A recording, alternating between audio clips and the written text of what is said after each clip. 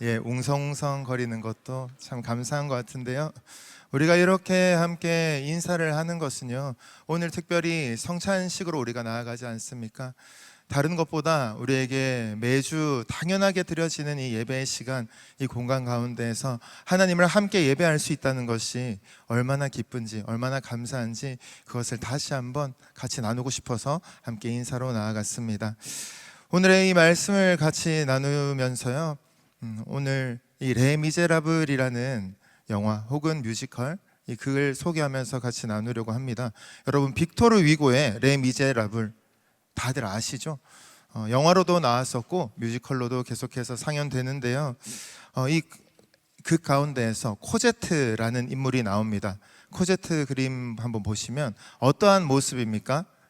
비를 들고, 그렇죠? 정말 남루한 것 같고 많이 힘들어 보이는 어떤 모습들. 이 코제트는 어릴 때부터 평생 테나르디에 부부라는 이 부부에게 좀 학대를 받으면서 힘들게 자랐습니다.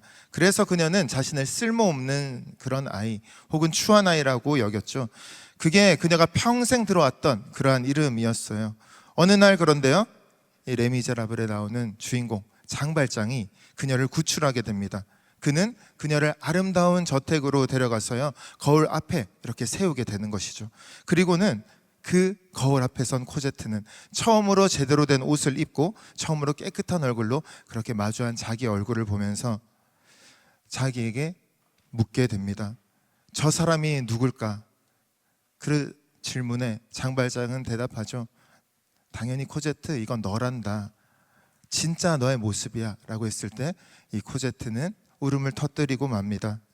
그녀는 평생 살아오면서 자신이 누구인지 모르고 그냥 자기의 입혀진 옷, 그리고 자기에게 주어지는 그러한 날선 말들, 그리고 그러한 눈빛들, 그러한 처지에 정말 힘겹게 살아왔던 것이죠.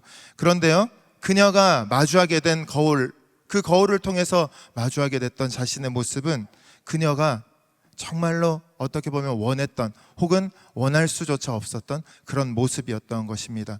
그런데요, 그 모습이 그녀가 되어야 할 미래의 어떤 모습이었을까요? 그게 아니라 이미 그녀가 그런 존재였다라는 것을, 내가 원래 이렇게 아름다운 사람이었구나, 내가 충분히 빛날 수 있는 사람이었구나, 귀한 사람이었구나 라는 것을 확인하게 되는 그런 자리였던 것이죠. 하지만 그 순간 그렇게 자신을 마주했다고 해서요, 코제트가 그 즉시부터 정말 당당하게 어떠한 구김도 없는 것처럼 그렇게 해맑게 살 수 있었을까요? 그러한 삶으로 적응해가는 기간 또한 필요했던 것이죠. 결국 우리에게 어떠한 신분이 주어졌고 그 정체성을 믿고 그 정체성으로 살아가기까지, 정말 사랑받는 자처럼 사는 법을 배우기까지 우리 또한 그렇게 익숙해져 가고 훈련되어져 가고 그렇게 살아가는 법을 익혀가는 과정, 그 시간이 필요하다라는 것입니다. 오늘 본문 골로새서 3장 12절 말씀 전반절을 한번 같이 읽겠습니다. 시작. 그러므로 너희는 하나님이 택하사 거룩하고 사랑받는 자처럼.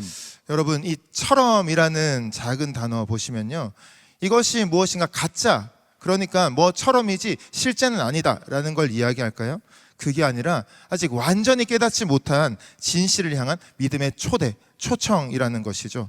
코제트가 거울 속에 있는 자신을 바라봤지만 정말 그렇게 자기 스스로도 자신을 그렇게 여기면서 살아가는, 그렇게 믿어져 가는 그 여정을 살아가는 것처럼 우리도 하나님이 보시는 나는 어떤 사람인가, 정말 어떻게 하면 그리고 얼마만큼 영롱하게 빛나는 그런 사람인가를 믿어가는 여정 가운데 그 도상에 있는 게 저와 여러분의 모습이라는 거죠. 그래서 이 처럼이라는 단어는요, 여정인 것이고요, 또한 처럼이라는 것은요, 믿음인 것이고요, 또 처럼은 그렇기 때문에 우리에게 은혜인 줄 믿습니다. 그렇다면 우리가 질문해야 하는 것이죠. 하나님은 우리를 어떻게 지금 보고 계신가요? 우리가 우리의 모습을 어떻게 마주하길 원하시나요? 그리고 우리가 마주한 그 거울 앞에서 우리는 무엇을 보아야 하는가? 진짜 나는 어떠한 존재인가요? 라고 질문해 봐야 할 것입니다. 이렇듯 예수님을 믿는 우리는 이 복음이 주는 복음이 만들어내는 그 새로운 정체성 가운데 살아내야 하고 그것에 적응되어 가야 한다라는 것이죠. 첫 번째 좀 같이 살펴볼 것은요, 12절 방금 읽었던 부분 중에서 첫 번째로 나오는 하나님이 택하사라는 구절인데요. 여기서 우리가 생각해 볼 수 있는 것, 미켈란젤로의 피에타라는 작품 아시죠? 이 바티칸에 있는 성 베드로 대성당의 그 한가운데 정말 멋있는 그 높은 천정과 그 아래로 펼쳐져 있는, 그리고 이어진 그 끝에 피에타라는 조각상이 있죠. 그곳에는 예수님이 죽은 채 어머니인 마리아의 품에 안겨 있습니다. 그저 죽어버린 자기의 아들을 슬퍼하는 모습이 담겨 있을까요? 사람들은요, 그 작품을 마주하면 그 앞에서 잠시 멈춰서게 된다고 합니다. 저도 고등학교 1학년 때 그곳에 방문하게 됐는데요, 그때 아무런 지식이 없어가지고 저도 멈춰서긴 했어요. 그런데 사람이 너무 많아서 잠시 멈춰섰다가 나중에 지나고 난 다음에 그렇게 유명한 작품이었구나 라는 것을 깨닫게 되었는데요, 우리가 생각해 보면요, 그 피에타라는 작품을 보면서 이쪽으로 봤을 때 또 저쪽으로 봤을 때 한쪽에서는 굉장히 지독하고 지극한 그 슬픔의 극치를 보게 되지만요, 또 한편으로는 진정한 사랑을 발견하게 된다고 합니다. 왜 그럴까요? 아들이 무엇인가를 해줄 수 있기 때문에 그 어머니가 아들을 꼭 끌어안고 있는 것일까요? 이미 죽었지만 그 존재 자체로 자신의 아들이기 때문에 그렇게 꼭 안고 있었다라는 것이죠.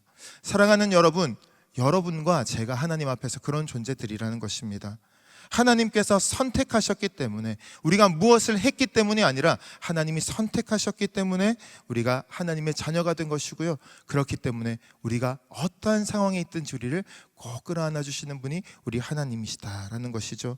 그래서 우리가 죽어있는, 하나님을 모르고 그냥 죽은 자, 죄인이었던 그 상태, 흑암 가운데 있었던 그 상태에서도 하나님은 우리를 꼭 안고 계셨던 분이다라는 것을 기억해야 한다라는 것입니다. 신명기 7장에선 이렇게 이야기합니다. 한번 같이 읽어보겠습니다. 시작.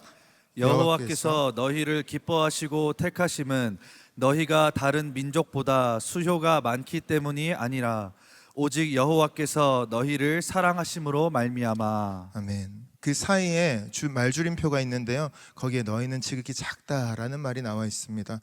정말 적지만 많아서 너희를 사랑하는 것, 무엇을 해서 나에게 도움이 될 것 같아서 사랑하는 것이 아니다. 그냥 오직 여호와께서 먼저 택하셔서 사랑하신 그 사랑하심으로 말미암아 내 백성 삼았다라고 말씀하시죠. 결국 선택의 근거가 무엇입니까? 우리의 자격이 아닙니다. 오직 하나님의 사랑인 줄 믿으시길 바랍니다. 그렇기 때문에 우리는 오늘도 선택받은 자답게 주님 앞에서 당당하게 그리고 평온하게 살아낼 수 있다라는 것이죠.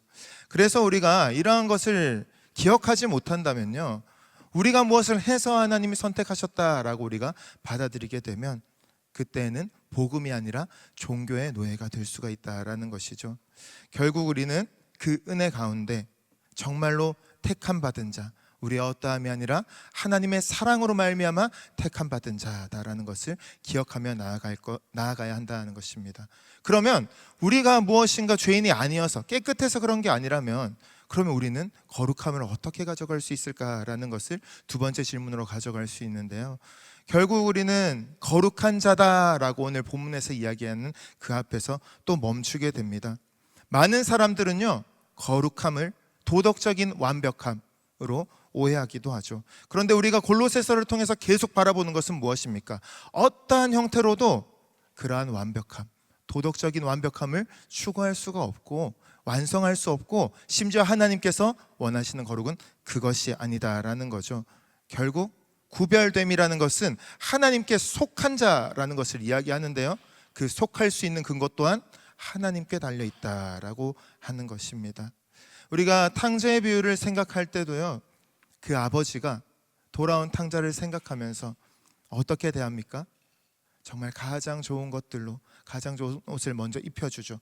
너무 누더기같이 냄새나는 몰골로 그렇게 왔는데 일단 씻고 와 라고 이야기하지 않습니다. 조금 거리 두지 않습니다. 정말 뛰어나가서 끌어안고 울고 그리고 좋은 옷을 입혀줍니다. 무엇인가 대단히 잘해서 그런가요? 성경에서 나오는 우리를 향한 하나님의 마음, 그 비유들은 하나같이 전적인 하나님의 은혜를 통한 사랑이 주어지는 그 모습을 그려주고 있다라는 것이죠. 결국 거룩조차도 그렇다는 것입니다. 우리가 당연히 회개하고 잘 살려고, 구별된 자로 살려고 애쓰는 것 맞습니다. 그런데 그것이 우리에게 완전한 거룩함을 주는 것이 아니라는 거죠.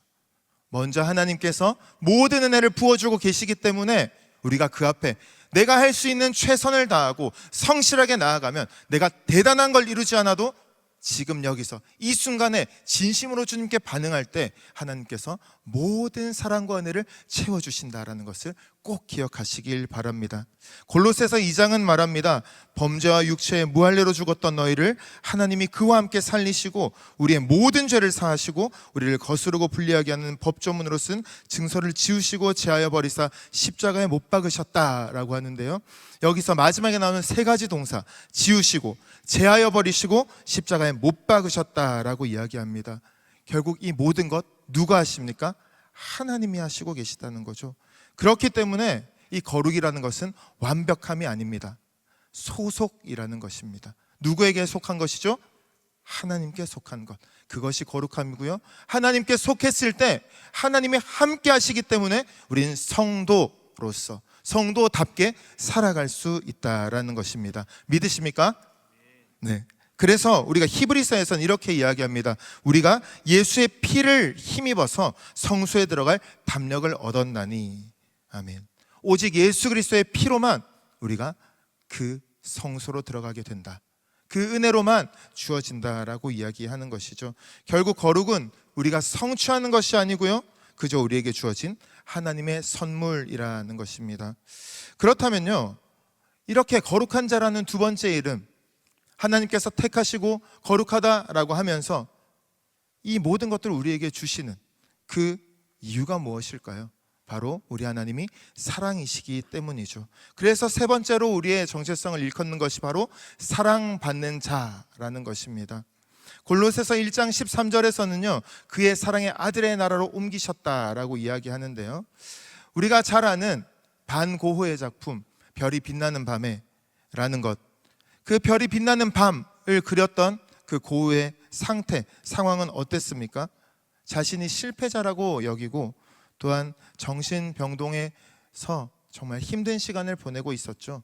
그런데요, 문득 눈을 올려다 보니까, 하늘을 올려다 보니까 하늘의 별은 여전히 내가 나를 어떻게 보든지, 내 삶의 의미가 없다라고 생각할 때든지, 그리고 주변 사람들이 나를 알아주지 않아서 홀로 있는 것 같은 너무 고독한 그 자리에서든지, 그 어떤 것과도 무관하게 여전히 밝게 아름답게 빛나고 있었던 것이죠. 별들은 그가 누구인지와 상관없이 빛나고 있었고요, 그런데 이렇게 우리가 나를 어떻게 생각하든지, 다른 사람이 나를 어떻게 생각하든지 간에 그것과 무관하게 여전히 빛나는 것이 바로 우리 하나님의 사랑이라는 것입니다. 우리가 때로는 우리조차 보지 않을 때가 있잖아요. 눈을 들어서 별을 쳐다보고 묵상하고 그 가운데에서 정말 힐링을 얻고 할 수 있으면 좋겠지만 그런 여유조차 없는 그런 우리의 삶 가운데 있을지라도 우리가 보든 안 보든 하나님의 사랑은 별과 같이 빛나고 있는 줄 믿습니다.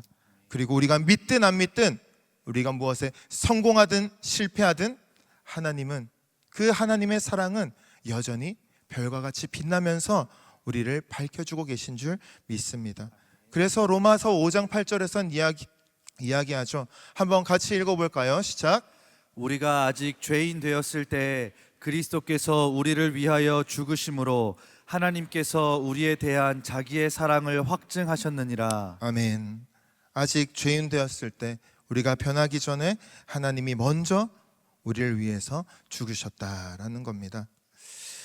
여기서 한 가지만 더 살펴보려고 하는데요, 사랑받는 자처럼이라는 이 사랑받는 자라는 것이 완료, 수동, 분사라는 건데, 완료라는 것이 이전부터 지금까지, 그러니까 지금 우리의 행위라기보다는 원래 하나님께서 하신 일로 인하여서 이전부터, 나의 어떠함과 상관없이 이전부터 지금까지 계속하여서 이루어지고 있다라는 것이고요. 수동이라는 것은 뭐예요? 우리로 말하면 피동이잖아요. 즉 내가 사랑을 해서가 아니라 하나님의 사랑을 전적으로 받는 존재다. 그리고 분사라는 것은 지금도 그것이 이어지고 있다. 그렇게 살아갈 수 있다라는 것을 담고 있다라는 겁니다. 결국 이 바울은요, 이 12절을 이야기하면서 마지막에 옷 입으라 라고 이야기합니다.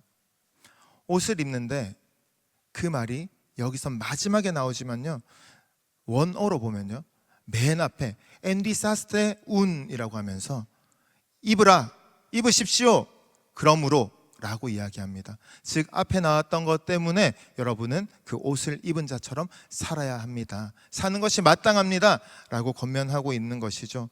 어떠한 옷입니까?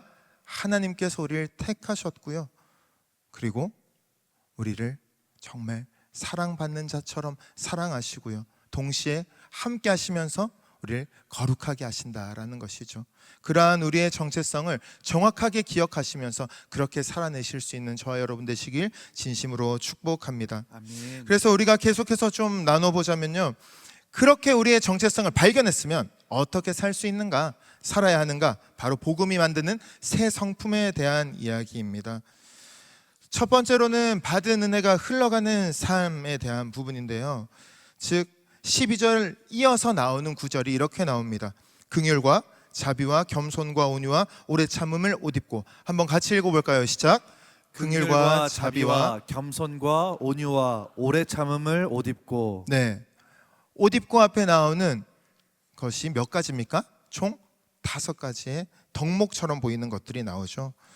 우리가 긍휼과 자비라고 했을 때 긍휼이라는 것이 한글로는 그냥 긍휼이라고 되어 있지만 정말 내장이 끊어지는 것 같은 그러한 긍휼이라고 스플랑크나라는 말이 앞에 붙어 있습니다. 왜냐하면 감각기관을 통해서 당시 사람들은 내장에 마음이 있다라고 그렇게 생각했기 때문이죠. 결국에 이 긍휼이라는 것은 상대방에 대해서 모든 것을 용납할 수 있는 그 마음, 그런데 우리가 그 긍휼을 받았기 때문에 할 수 있다라고 하는 것이고요. 자비는 그래서 그러한 것을 실질적으로 행하는 형태, 우리가 베풀 수 있는 용서의 형태가 되어진다라는 것입니다. 그리고 이어서 겸손과 온유, 앞에서도 우리가 같이 나눴었잖아요. 꾸며낸 겸손이라는 겸손에 대해서 얘기했는데, 겸손하다라는 게 그냥 나를 낮추는 것일까요? 그냥 나를 낮추는 게 아니죠. 정말 나를 내어주면서 실제로 그렇게 살아내는 것, 그것이 우리에게 필요하다라는 것입니다. 그리고 이어서 나오는 온유와 오래 참음의 옷을 입으라라고 이야기하는데요, 온유라는 단어가 뜻하는 것이 무엇입니까? 정말 그냥 늘 온화한 미소를 띠고 모든 것에 일희일비하지 않고 항상 그냥 평온한 형태를 유지하면서 괜찮아, 이렇게 사는 것이 온유한 모습일까요? 원래 말하는 이 프라우테스라는 그 명사 자체는요, 온유라는 것이 굉장히 큰 힘, 야생마에 있는 그 힘을 통제하는 것, 그것을 온유라고 이야기합니다. 즉 우리가 할 수 없어서 그냥 온유하게 보이는 척 살아가는 것이 아니라, 타협하는 것이 아니라 충분히 화도 낼 수 있고 그것들을 완전히 뒤집을 수도 있고 우리가 그 사람을 아예 찍어 누를 수도 있지만 그럼에도 그렇게 하지 않는 것. 왜 그렇습니까? 모든 것을 하실 수 있는 가장 뛰어난 권세를 가지신 예수 그리스도께서, 왕이신 그분께서 종으로 오셔서 우리를 섬기셨기 때문입니다. 그래서 예수님은 자신을 온유하다라고 말씀하셨던 것이죠. 사랑하는 여러분, 우리가 살면서 정말 통제가 안 되고 너무 속상하고 억울하고 답답하고 화가 나는 일들 얼마나 많습니까? 그런데 그 때때마다 어떻게 반응하시겠습니까? 우리가 예수님을 바라보고 예수님이 머리 되시고 그 가운데서 살아가는, 그리스도 안에서 살아가는 그 삶, 우리의 어떠함이 아니라 그저 하나님의 전적인 사랑으로 택하셨고 거룩하다고 하시면서 동시에 사랑받는 자다라고 하시는 그 주님의 음성 앞에 참된 온유함으로 살아낼 수 있는 그러한 능력 있는 그리스도인들 되시길 진심으로 축복합니다. 아멘. 그리고 계속해서 좀 나눠보자면요, 오래 참음이라는 것, 고린도전서 13장에서 사랑을 이야기하면서도 계속적으로 사랑의 형태를 오래 참음의 형태로 이야기합니다. 이 모든 것들은 먼저 하나님께서 우리에게 다 베푸셨고 예수님을 통하여서 경험시켜 주셨기 때문에 가능하다라고 이야기하는 것이죠. 그래서 13절은 이렇게 이야기합니다. 13절 말씀 같이 읽습니다. 시작. 누가 누구에게 불만이 있거든 서로 용납하여 피차 용서하되 주께서 너희를 용서하신 것 같이 너희도 그리하고. 아멘. 어떻게 용서하라고 합니까? 주께서 너희를 용서하신 것 같이 너희도 그리하라라고 말씀하십니다. 우리 보고 먼저 용서하라고 하시는 게 아니에요. 1만 달란트 빚을 탕감받은 그 사람에게도 보였던 것처럼 우리는 이미 하나님께서 우리에게 끝까지 참으시고 오래 참으시면서 모든 긍휼과 자비와 겸손과 온유와 오래 참음으로 우리에게 용납하시고 용서하셨다라는 것입니다. 그것을 받은 자답게 주께서 그렇게 하셨기 때문에 그것을 기억하면서 서로 용서하고 용납하라라고 말씀하시는 거죠. 참 우리가 세상을 살면서 그리고 섬김의 자리에 계시면 그리고 내 삶의 자리에서 그리스도인으로서 잘 살려고 하면 더 이런 부분들이 힘들지 않으십니까? 저도 그런 적이 정말 많았어요. 어디까지 내가 이런 부분들을 용납하고 용서하고 내 마음의 분노를 품는 것이 아니라 그냥 참고 함께 나아가야 되는 것인가? 용서라는 게 무엇입니까? 용납이라는 것이 무엇입니까? 그냥 그 순간 에이 뭐 하고 그냥 치우는 것입니까? 그런 게 아니죠. 그 사람이 이렇게 할 수밖에 없었던 이유가 있지 않았을까? 그런 게 없었다 하더라도 나도 하나님 앞에서 그런 때가 있지 않은가? 그래도 우리 주님이 나를 용서하시고 용납하셔서 받아들여 주시고 지금도 사랑하신다는 그 말씀 앞에, 그 음성 앞에 귀 기울이면서 그를 다시 한번 품고 진심으로 축복하며 나아가는 것, 그것이 우리에게 주께서 용서하신 것 같이 우리도 그렇게 하는 모습이라는 것이죠. 사랑하는 여러분, 요한복음 13장 35절에서는 이렇게 말씀하세요. 너희가 서로 사랑하면 이로써 모든 사람이 너희가 내 제자인 줄 알리라 라고요. 우리가 제자답게 보이기 위해서 서로 사랑해야 합니까? 그런 게 아니죠. 다른 것이 아니라 정말로 서로를 깊이 이해하고 받아들이고 용납하면서 용서하면서 나아갈 때에 그 가운데 모든 것, 정말 예수님의 아름다우심이 우리를 통해서 드러날 것이다 라고 얘기합니다. 여러분, 스테인드 글라스 아시죠? 생트 샤펠이라는 파리에 있는 성당에는 정말 화려한 스테인드 글라스가 장식되어 있거든요. 거기 아니더라도 또 많은 여러 성당들을 비롯한 교회들에 참 아름다운 그런 스테인드 글라스들이 많이 장식되어 있습니다. 그런데 그 스테인드 글라스를 어떻게 만듭니까? 예전에는 그 금속 세공이 막 발달하지 않았을 때는 그것을 깨뜨려서 하나하나 조각들을 맞춰갔다고 합니다. 그렇게 시작되어서 처음에는 다 파편화되어져 있던 그 유리들이 모여서 하나의 그림을 이루고요. 결국에 그 조각들이 모이니까 어떤 모습이 됩니까? 예수님의 얼굴이 되고요. 성삼위 하나님의 은혜가 나타나는 곳이 되고요. 그리고 하나님의 그 구원 역사가 드러나는 은혜의 현장이 된다라는 것이죠. 특히나 그 창, 스테인드 글라스를 통해서 빛이 쫙 비춰질 때 그때 주어지는 하나님의 아름다우심을 향한 그 감각들, 그것은 우리가 무엇으로 형용할 수 없는 참 은혜롭고 경이로운 그러한 장면일 것입니다. 우리가 이렇게 사랑이라는 것을 이야기할 때요, 오늘의 이 본문에서는 이렇게 이야기합니다. 14절 말씀 한번 읽습니다. 14절입니다. 시작. 이 모든 것 위에 사랑을 더하라. 이는 온전하게 매는 띠니라. 아멘. 즉 이렇게 용납하고 용서하며 주님을 기억하며 진정으로 사랑으로 나아갈 때 그 모든 것이 우리를 온전하게 매는 띠가 된다라는 것이죠.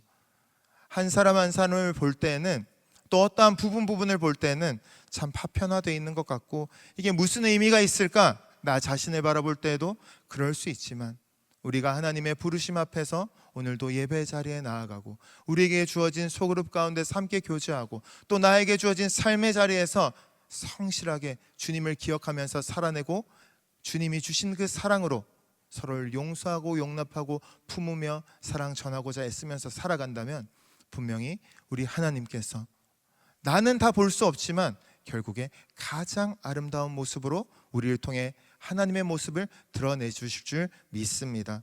그렇기 때문에 2장 2절에서 그러한 이야기를 합니다. 이는 그들로 마음의 위안을 받고 사랑 안에서 연합하여 확실한 이의 모든 풍성함과 하나님의 비밀인 그리스도를 깨닫게 하려 함이다 라고요.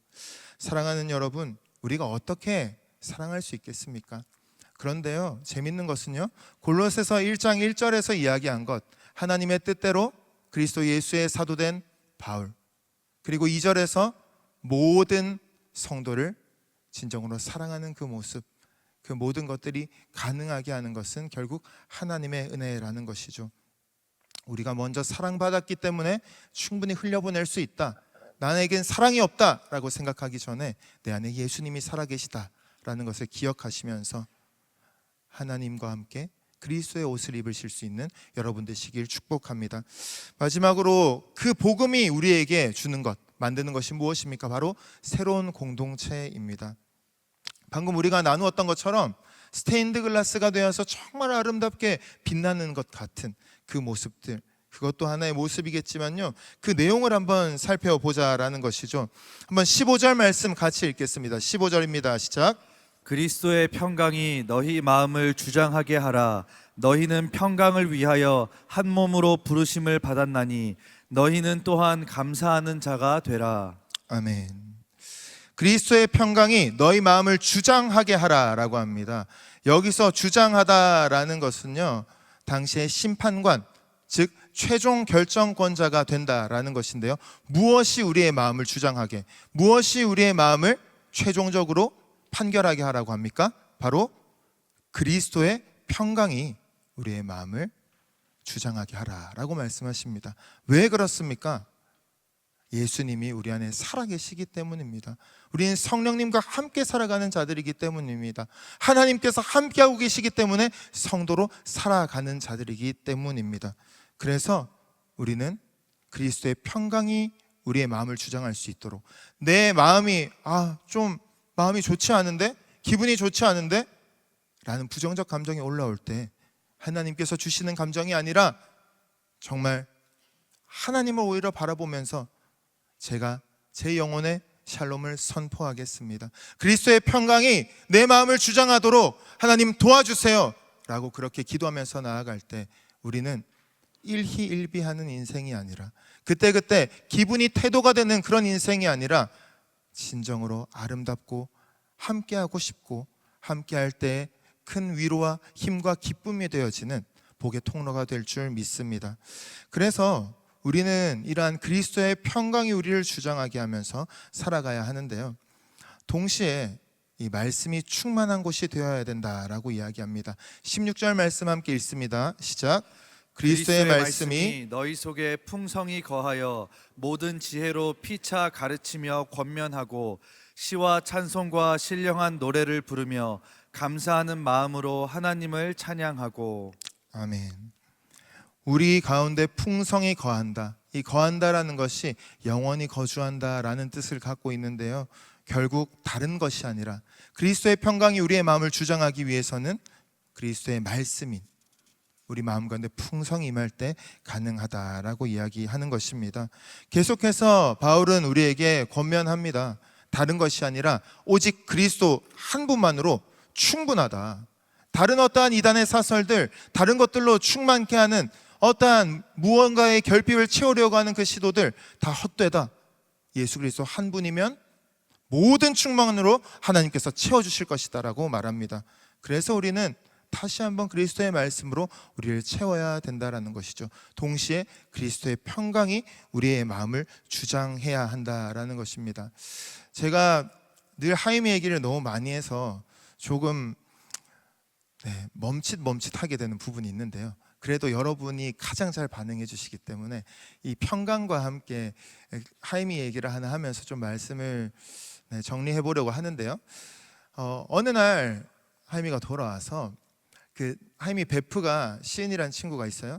근데 시은이가 하임이 보고 못생겼다고 했다는 거예요. 그래서 이게 무슨 말이야, 감히 누가 우리 딸한테? 제가 매일 세뇌시키거든요. 하임이 얼굴 보면서 눈을 봐, 아빠 눈을 봐. 넌 세상에서 제일 예쁜 딸이야 라고 계속 세뇌를 시키거든요. 전 진짜 그렇게 생각하고요. 갈수록 더 사랑스러워지는데, 근데 어린이집에서 못생겼다고 했다고, 또 어느 날은 뚱뚱하다고 그랬다 하고 막 이러는 거예요.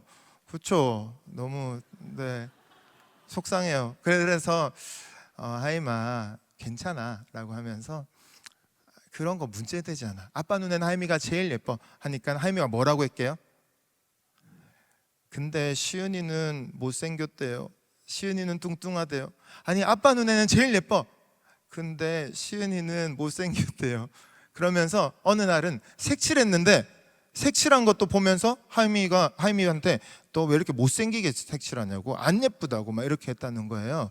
시은이가 나쁜 친구는 아니에요. 베프예요. 제일 친한 친구인데 그렇게 말했다는 거예요. 그래서 속상해서 저한테 오는 거예요. 그래서 하임아 무슨 색으로 색칠했어? 하면서 이제 색칠하면서 보여줬는데, 까만색으로 이렇게 공주를 색칠하고 있었던 거죠.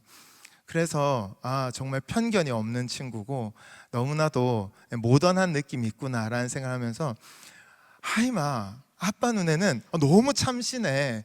어떻게 그런 생각을 할 수 있어? 하임아 진짜 예쁘다 라고 얘기했는데, 하임이는 여전히 시은이가 근데 계속 못생겼다 그래요, 안 예쁘다 그래요 라고 하면서 속상해하는 겁니다. 사랑하는 여러분, 우리는 좀 하나님 앞에서 좀 어떠십니까? 하나님이 분명히 너무나도 사랑해 라고, 누가 뭐라고 해도 너무 사랑한다라고 그렇게 말씀하고 계신데, 내가 택했기 때문에 너가 지금 뭐 안 해도 어떠한 모습이어도 있는 모습 그대로 너무나도 사랑해 라고 말씀하시는데, 그래서 예수 그리스도 한 분이면 충분해. 다른 것 때문에 힘들어하지 않아도 돼 라고 말씀하시는데, 그 앞에서 제가 보기에는 안 그런 것 같은데요. 제 친구는 이렇게 얘기하던데요. 세상 사람들은 다 제가 사는 거 좀 그렇다고 얘기해요. 심지어 저희 가족들까지도 그렇게 얘기하는 것 같아요. 말은 하지 않아도 뭔가 모르게 제 마음 가운데 그러한 것, 불편함 때문에 위축되기도 해요. 그래서 불안하기도 하고요.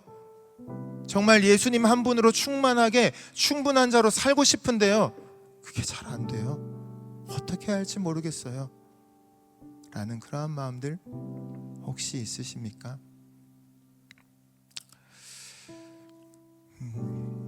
우리가 처음에 코제트 얘기를 나눴잖아요. 코제트는 그때까지 살아오면서 자기가 어떤 사람인지 전혀 알 수가 없었어요. 그런데 장발장이라는 사람이 코제트를 구해줬고, 깨끗하게 씻겨서 예쁜 옷을 입혀서 거울을 앞에 딱 놓아줬을 때 자신의 모습을 보면서 자기를 깨달아가기 시작하죠. 그런데 처음에 어떻게 해요? 이게 누구예요? 우리에게 택함 받았다, 거룩하다, 그리고 이미 사랑받고 있다, 충분히 사랑받고 있다 라고, 그런 신분이, 정체성이 주어져 있지만, 그래서 새 사람 입으라고, 그리스도 입으라고, 그렇게 살 수 있어 라고 얘기하지만 그게 쉽지 않잖아요. 왜 쉽지 않나 라는 생각이 들지만 쉽지 않잖아요. 그런데요, 오늘도 주님은 또 똑같이 말씀하세요. 너가 어떻게 생각해도, 누가 뭐라고 말해도 내 눈에는 여전히 가장 예쁘고 가장 멋있고 가장 귀하고 가장 소중하고 가장 사랑하는 내 딸이다, 내 아들이다 말씀하시는 거죠. 그래서 그리스도로 충분하다는 거예요. 딴 거 하지 마, 나만 봐, 그런 인간적인 질투가 아니라요, 그거면 정말 우리가 원래 나를 창조하신 그 아름다우시고 완전히 선하신 하나님이 어떤 분이신지, 지금 내가 어떻게 살기를 원하시는지 나는 알 수 없지만 그 모든 것들을 알려주실 뿐만 아니라 그 모든 것이 되어주신다라는 것입니다. 그래서 오늘 우리는 다시 한번 십자가를 바라보며 그 주님을 바라보며 주님을 붙들며 말씀에 우리를 잘 정주시키면서 그렇게 나아가길 소망합니다. 그것이 우리에게 모든 것을 매는 그러한 사랑의 띠가 되지 않을까요? 오늘 우리는 성찬식으로 나아가게 되는데요. 성찬이 무엇입니까? 우리는 우리의 죄 때문에 죽으신 살과 피를 기념하면서 정말 우리의 모습을 다시 한번 돌아볼 때 회개하며 또 회개하며 처절한 고백으로 나아가기도 합니다. 그런데요, 주님께서 진짜 원하시는 건 뭘까요? 너 죄인이야. 왜 제대로 못 살아? 그런 말 하시고 싶으실까요? 그게 아니에요. 부활하시고 난 다음에 어떻게 하셨어요? 친히 조반을 지어서 먹이시고, 그리고 늘 예수님의 식탁에는 항상 소외된 자들이 함께해서 잔치를 벌였단 말이에요. 주님의 식탁으로 오라고 초청하시고 초대하시는 거예요. 우리가 대단한 사람이어서? 아니죠. 먼저 하나님께서 우리를 택해 주셨기 때문에, 사랑받는 자이기 때문에 그렇게 해달라라고 하시는 거죠. 그래서 우리가 오늘 이 성찬으로 나아갈 때 우리를 위해서 대신 찢기신 그 몸, 우리를 위해서 흘리신 그 피를 기억하면서 그리스도로 우리를 옷 입혀주신 하나님의 은혜를 다시 한번 감사함으로 기억하길 원합니다. 그리고 우리를 자라게 하시는 분이 하나님이시다라는 것을, 그분의 능력을 의지하면서 이 거룩한 식탁으로 함께 나아가길 원합니다.